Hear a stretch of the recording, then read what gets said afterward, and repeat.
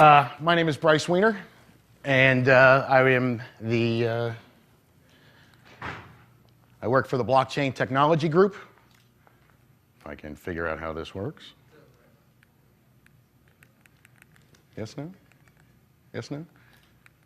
All right, that'll be good enough. Depending on who you listen to, I am an idiot. I am an asshole. I have no idea what I'm talking about. I'm a troll. But then again, I'm standing here, so take that for what you will. Nick Spano stood up here and said that the whole world will step aside if you know where you're going. That too is why I'm standing here in no small terms. The entire crypto economy is evolving and changing every single day, every single hour. And as soon as you walk out of this room, most of the information that you've heard will be out of date. That's just the way it is. As we've been sitting here, new coins have been launched. For instance, and new coins make money that you never thought they would. And towards that point, show of hands, who owns Zeta Coin? Zeta Coin? Right? Are you not the happiest people on the planet right now? How long, when did you buy Zeta Coin? Just the other day? I've owned Zeta Coin since November, and I'll tell you a little bit about why. In November, you don't know me. Most of you have no idea who I am. You've never seen me before. Your only exposure to me might have been on Twitter. That's fine. I've been around Bitcoin and cryptocurrencies for a long time, and I've chosen not to open my mouth until recently. Zeta Coin is a truly innovative technology. Right? It's a shit coin. But the innovation in, right? The innovation in Zeta Coin is the community. And the reason why Zeta Coin went from 90 Satoshis in November to 6,000 Satoshis as of this morning was because of the people who owned the coin. Now, first of all, every coin is a shit coin. If Bitcoin wasn't a shitcoin, we would not exist. We would not be writing altcoins because we all think we can do it better than Bitcoin. This sucks, this doesn't work, this needs a tweak over here, it's not suitable for this purpose. Zeta Coin is one of those examples. I love every single altcoin. And when the Zeta Coin people came up to me in November and said, "We got this really awesome idea. We really want your help with it," I told them no. I want nothing to do with you or your coin. Please go away. And in fact, turned around and started insulting their community members so they would leave me alone. But then they started doing their idea anyway. And I turned around and I bought the coin. I bought a lot of it. In fact, I cashed in a little bit to pay for my plane ticket to come here today. The gentleman from Infinite Coin, it was a pleasure to shake his hand because when you're convinced you have a good idea, nobody's going to tell you you're wrong. The only thing that's ever going to prove that you're wrong is to go out and do it and fail. And what happens when you fail is you learn where you screwed it up, and then you do it again, and you keep doing it again until you get it right. That's what we do. We've already made those mistakes. I've written Amcoin, Petrodollar. I have a coin being released on April 19th named Dirac, which is based off of the Blake 256 algorithm. There are no ASICs for it, and it is one of the most GPU-efficient algorithms ever invented. It is, in fact, more GPU-efficient than Bitcoin itself. Let that sink in. I also have a number of other coins. I'm kind of on the country coin kick. I am a firm believer that altcoins will fund global revolution. All of the 99% who are tired of the way things are, cryptocurrencies are going to change the world exactly that way because we can fund anything we want. Towards that end, we believe in proof of concept at Blockchain Technology Group. We don't talk to developers that haven't actually done something new. Bitcoin utopia story time is over. Proof of concept or get the fuck out.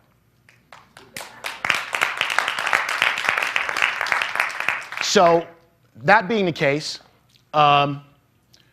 We have what we've termed the Brazil expedition. I have announced it on my Twitter feed. This is the formal announcement of the Liberdade, which in Portuguese means liberty. And instead of airdropping the coin to people who don't know how to use it or don't even know what cryptocurrency is, we will actually we will airdrop ourselves into Brazil with ASIC miners and technology and information, and we are not going to give these people the coin. We're going to teach them how to use it instead. And the coin, in fact, and then, right, everybody's going to walk out and go buy this as soon as I say it. We've actually made a deal with Myriad Coin, and we will be rebranding their coin in part to be used by the people of Brazil specifically. So this is an existing cryptocurrency that everyone thinks is a shitcoin. However, we just turned around and made it a country coin. It's still going to be Myriad Coin. You can still do whatever you want with it. But for the people in Brazil, that's their new currency. We're going to do that over and over and over again. One of the projects that I've announced, and one of the things that I do is I don't force country coins on people. Catalonia coin. I don't know if you know where Catalonia is, but it is a land in dispute in Spain. Those people want their own freedom, their own autonomy. I have agreed, as of today, actually, to help Catalonia coin distribute and spread their own cryptocurrency within their geographic community. I've also announced on Twitter that I have offered the state of Palestine their own coin. And I will not only develop the coin, but I will also do the same thing we've promised in Brazil, go there, train the people how to mine it, train businesses how to use it, and provide the software and technology and information in order to help those people gain their own freedom. You see I tweet all kinds of stuff about Venezuela and Brazil and Palestine and Turkey. Half the world is in global revolution. And until you have, let me rephrase that. Cryptocurrencies are a means to give people hope, right? We can take cryptocurrencies and give them to people and say, if you do all of that other stuff that you're already doing, the firebombs and the, whatever, fighting for your own freedom, fighting for your own independence, when all of that is said and done, you will not have to be re-enslaved to another nation's fiat currency. You do not have to re-enslave yourself to the IMF, and we will help you do that. So when you look around the room and you see all these developers with all these fantastic ideas, there are those of us that have ideas for your coins that you don't. And we can use them because it's open source. Isn't that great? I tweet all the time, everything that I'm doing. I pretty much live tweet my entire... Cryptocurrency is my job. I work 20 hours a day, and I tweet everything that I do because I believe in open source. What's your Twitter? My Twitter handle is my name, Bryce Weiner, BryceWeiner. Completely open, and I allow, in fact, with that, give me just a second, because I promised that I would allow the people on Twitter to look over my shoulder and see what it was like to be around the people who are reinventing the world. Because that's what you're doing. And I said this before I showed up, that the people who are going to be in this room are the single most important people in the world. Because for all the talk of Bitcoin 2.0 and all the promises of the blockchain, if you can't create a blockchain, it means nothing. Cryptocurrency developers are right now the most popular IT development segment in the entire world. Everybody wants to know how to do it. Nobody can figure it out. Gavin Anderson even once said that if you can't hash your own Genesis block, you have no business writing a cryptocurrency. And I went, well, that's a very elitist thing to say, until I actually went and tried to do it. And then I went, oh, wow, he's totally right. Because until you actually try and go through the process of creating a coin and then mining it, you'll notice my shirt, I have a large mining setup myself. GPUs, SHA, and FPGAs. I don't discriminate. And I mine everything. I'm going to tell some more tales out of school. I'm actually going to say what I own. I own 300 crypto coins, a significant portion of many coins that you've never even heard of, coins that have never even been traded yet, but they will. And when they do, BlockTech is going to get a lot of funding. And we're going to do a lot of stuff. And I've tweeted a lot about how we're going to take the software, the hardware. We even are beginning to build our own microfactory, where we will take all of the technology that has been designed for Bitcoin and re-engineer it and apply it to altcoins. So if you have an altcoin that wants a coin kite, I bought one, and they all panicked, because anytime any hardware manufacturer sees my name show up in a pre-order list, they know the first thing I'm going to do when I get it is take a screwdriver to it. And that's what I've done. I've already taken apart my coin kite and put it back together. So this is the kind of stuff that we're doing.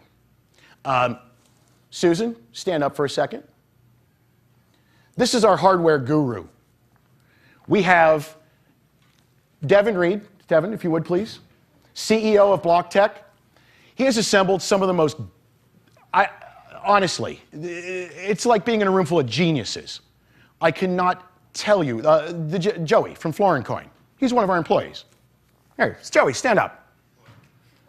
Did you like Florin Coin? He works for us. This is what we're doing. Blake Coin. You ever heard of Blake Coin? Yes? No? Blake 256 algorithm? Right? Dirac is a clone-o-matic. I rewrote the Blake Coin codebase to allow for the Cambrian explosion of altcoins that happened with script. It's going to happen all over again, because I made the codebase to do it. This is the opportunities that cryptocurrency provides. So there is nothing holding anybody back from doing anything you want. Nobody is ever going to tell you no. You want to fund a global revolution? Make a few altcoins and have them traded. It's literally that simple. And I'm just going to, in fact, I don't even have that much to say. All of the things that you are doing, everything, all of it. And I have crapped on a bunch of developers in this room. And the reason why is because if you get pissed off enough to go out and do it anyway, that's an idea I'll invest in. You have heard me crap on Vertcoin for months. Guess how much I own? It's not to drive market prices down. It's because I want to be able to tell who's got an idea that they believe in so much that they're going to sink their own time, their blood and treasure is the word that's used. And that's what I want to see. My title for BlockTech is Director of Crypto Economy Engineering. And if you've ever followed my Twitter feed, you know I'm already doing it. There is a large portion of the alt market, people who buy your coins, people who sell your coins when they don't like what you do, who follow my feed. We're all friends, we're all buddies, and we all love your coins, even when we talk crap about them. And we're not manipulating markets, we're helping you. And we are always going to help you. That's what Blockchain Technology Group is about.